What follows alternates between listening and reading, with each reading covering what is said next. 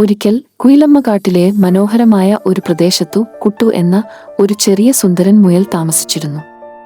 അതിമനോഹരമായ മീശരോമങ്ങൾ ആയിരുന്നു അവന്റെ പ്രത്യേകത. സൂര്യപ്രകാശത്തിൽ വജ്രം പോലെ തിളങ്ങുന്ന ഏറ്റവും മൃദുലമായ രോമങ്ങൾ ആയിരുന്നു അവ. അവന്റെ ഭംഗിയും അതായിരുന്നു. ഒരു ദിവസം കുട്ടുമുയൽ പുൽമേടിലൂടെ കളിച്ചു നടക്കുമ്പോൾ മഴവില്ലിന്റെ അടിത്തട്ടിൽ സ്ഥിതി ചെയ്യുന്ന ഒരു നിഗൂഢ വാതിലിൽ അവൻ തട്ടി വീണു.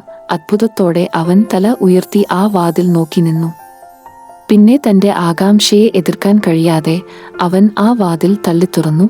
ആ കാഴ്ച കണ്ടു അവന്റെ കണ്ണുകൾ വിടർന്നു.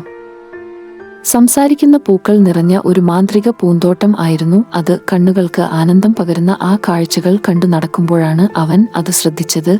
എല്ലാ പൂക്കളും അതീവ സങ്കടത്തിൽ ആയിരുന്നു കാണപ്പെട്ടത്. കുട്ടുമുയൽ കാര്യം അന്വേഷിച്ചു. തങ്ങളുടെ നിറം മങ്ങിയതിനാൽ ആണ് തങ്ങൾക്കു സങ്കടം എന്ന് അവർ പറഞ്ഞു. തിളങ്ങുന്ന രോമങ്ങളുള്ള കുട്ടുമുയൽക്കുട്ടന് അത് കേട്ടപ്പോൾ സങ്കടം തോന്നി. അവൻ ആ പുഷ്പങ്ങളെ സഹായിക്കാൻ തീരുമാനിച്ചു.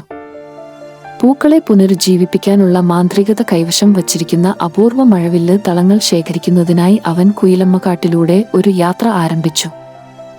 കുട്ടുമുയൽ കുയിലമ്മക്കാടിന്റെ ഹൃദയഭാഗത്തിലേക്ക് കടക്കുമ്പോൾ ഉയരമുള്ള മരങ്ങൾ പുരാതന കഥകൾ മന്ത്രിച്ചു. ഒപ്പം വായു മാസ്മരികതയോടെ മുഴങ്ങി. മരതക മേലാപ്പിലൂടെ അരിച്ചിറങ്ങുന്ന സൂര്യപ്രകാശത്തിന്റെ കിരണങ്ങൾ പായൽ നിറഞ്ഞ ഒരു കൊമ്പിൽ ഇരിക്കുന്ന ബുദ്ധിമാനായ ഒരു മൂങ്ങയെ വെളിപ്പെടുത്തി. അവന്റെ പേര് കിച്ചു എന്നായിരുന്നു. അവന്റെ തൂവലുകൾ ജ്ഞാനത്തിന്റെ നിറങ്ങളിൽ തിളങ്ങി. കിച്ചു മൃദുലമായ ശബ്ദത്തോടെ കിട്ടുവിനെ സ്വാഗതം ചെയ്തു. അല്പം നേരം വിശ്രമിച്ചിട്ട് യാത്ര തുടരാം എന്ന് കിട്ടുമുയലും തീരുമാനിച്ചു. അപ്പോൾ ജാനിയായ കിച്ചു മൂങ്ങ ആ കാടിന്റെ രഹസ്യങ്ങളുടെ കഥകൾ കിട്ടുമുയലിനോട് പങ്കുവച്ചു. കുറച്ചു കഴിഞ്ഞു കിട്ടുമുയൽ യാത്ര തുടരാൻ എണീറ്റപ്പോൾ മറഞ്ഞിരിക്കുന്ന വഴികളിലൂടെ മുയൽക്കുഞ്ഞിനെ നയിക്കാൻ താനും കൂടി വരാമെന്നു ജാനിയായ കിച്ചു മൂങ്ങ പറഞ്ഞു. കിട്ടുമുയൽ അതിന് സമ്മതിച്ചു. കാട്ടിലൂടെ സഞ്ചരിക്കുമ്പോൾ വികൃതികളായ സ്പിരിറ്റുകളെ സൂക്ഷിക്കണം എന്ന് മുന്നറിയിപ്പ് നൽകുകയും ചെയ്തു. രാത്രിയായി അവർ കാട്ടുവഴികളിലൂടെ നടക്കുമ്പോൾ മിന്നാമിനുങ്ങുകൾ അവരോടൊപ്പം ആ യാത്രയിൽ ചേർന്നു. അവരുടെ പാതയെ കാട്ടുന്ന ഒരു പ്രകാശമായി മിന്നാമിനുങ്ങുകൾ അവർക്ക് മുന്നേ പോയി. കിച്ചുമൂങ്ങയുടെ മാർഗനിർദ്ദേശത്തോടെ 1000 നിറങ്ങളുടെ പ്രതിഫലങ്ങളാൽ തിളങ്ങുന്ന ജലപാതയായ കാട്ടുനദിയിൽ എത്തിയപ്പോൾ കിട്ടുമുയലിന് ഒരു പുതിയ ധൈര്യം കൈവന്നു. യാത്ര തുടർന്നു. കിട്ടുമുയലിനെ കിച്ചുമൂങ്ങ ഉന്നതമായ പർവ്വതനിരകളിലേക്ക് നയിച്ചു. പർവ്വതങ്ങൾ രത്നകിരീടം പോലെ തിളങ്ങി. ഉയരങ്ങളിലേക്ക് പോകും തോറും വായു സാഹസികതയുടെ ഗന്ധത്താൽ ശാന്തമായി. വളഞ്ഞുപുളഞ്ഞ പാതകളിലൂടെ സഞ്ചരിക്കുമ്പോൾ കിട്ടുമുയൽ മാജിക്കുകൊണ്ട് അത്ഭുതം തീർക്കുന്ന മനോഹരമായ അനേകം ജീവികളെ കണ്ടെത്തി. വഴിതെളിച്ച തിളങ്ങുന്ന ചിത്രശലഭങ്ങളും വൈവിധ്യമാർന്ന പൂക്കൾക്കിടയിൽ നൃത്തം ചെയ്യുന്ന മന്ത്രികരായ കുഞ്ഞു സ്പിരിറ്റുകളും ആയിരുന്നു അവ.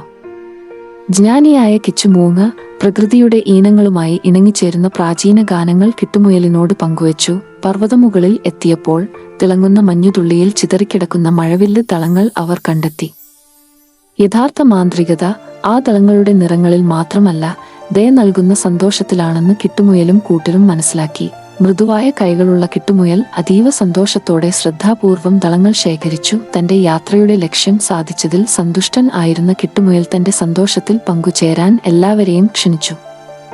അവൻ മാന്ത്രികരായ കുഞ്ഞു സ്പിരിറ്റുകളോടൊപ്പം നൃത്തം ചെയ്തു, പൂക്കളെ അഭിനന്ദിച്ചു. കൂടാതെ തന്റെ പുതിയ കൂട്ടുകാരനായ ഒരു അണ്ണാൻകുട്ടനുമായി ഒരു കാരറ്റ് പോലും പങ്കിട്ടു.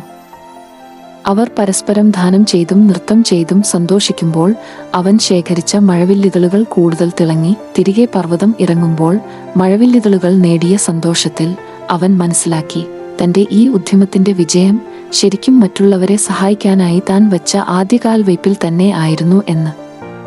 കൈകളിൽ പ്രസന്നമായ റെയിൻബോ ഇതളുകളോടെ അവൻ പർവ്വതം ഇറങ്ങി. സന്തോഷവും ചിരിയും പങ്കിടുന്നതാണ് ഏറ്റവും വലിയ സൗഭാഗ്യം എന്ന് മനസ്സിലാക്കിയ അവന്റെ ഹൃദയം തിളങ്ങി. പൂന്തോട്ടത്തിലേക്ക് മടങ്ങിയെത്തിയ കിട്ടുമുയൽ സങ്കടപ്പെട്ടു നിൽക്കുന്ന പൂക്കളുമായി മാന്ത്രികമായ മഴവില്ലിതളുകൾ പങ്കിട്ടു. ദളങ്ങൾ ഓരോ പൂവിന്റെയും ഇതളുകളിൽ സ്പർശിക്കുമ്പോൾ നിറങ്ങൾ വിരിഞ്ഞു. പൂന്തോട്ടം മിന്നുന്ന നിറങ്ങളുടെ പ്രദർശനത്തോടെ സജീവമായി. അങ്ങനെ തിളക്കമുള്ളതും നന്ദിയുള്ളതുമായ പൂക്കൾ കിട്ടുമുയലിന് ഒരു പ്രത്യേക സമ്മാനം നൽകി. സാഹസികതകളിലേക്കുള്ള വാതിലുകൾ തുറക്കുന്ന ഒരു സ്വർണ്ണ താക്കോൽ. ഹൃദയം നിറഞ്ഞ സന്തോഷത്തോടെ കിട്ടുമുയൽ തന്റെ പുതിയ സുഹൃത്തുക്കളോട് വിട പറഞ്ഞു. കിട്ടുമുയൽ അവൻ പോകുന്നിടത്തെല്ലാം സന്തോഷവും തിളക്കവും പരത്തിക്കൊണ്ട് തന്റെ സാഹസങ്ങൾ തുടർന്നു.